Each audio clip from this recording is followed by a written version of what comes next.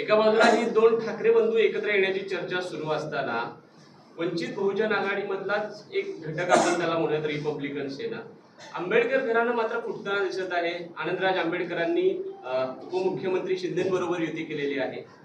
एका वेगळ्या पद्धतीने समाजामध्ये मेसेज जातो। पुन्हा एकदा आंबेडकरी कुटुंबियाला एकत्र आणण्यासाठी तुम्ही आता या पुढल्या पिढीचे शिलेदार म्हणून काही भूमिका घेणार आहात, काही पाऊल उचलणार? हे बघा, आंबेडकरवादी चळवळ एकच आहे आणि आंबेडकरवादी विचार हे एकच आहे।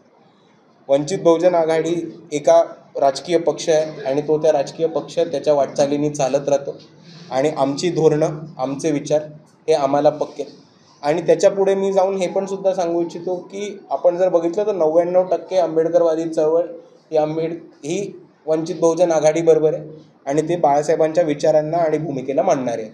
मात्र काकांना परत सोबत आणण्यासाठी तुम्ही पुतणे म्हणून काही प्रयत्न करणार? हे बघा, काका आमच्या सोबतच आहेत, काका कधी दूर गेले नव्हते। एक राजकीय विचार वेगळा असू शकतो पण घर एकच।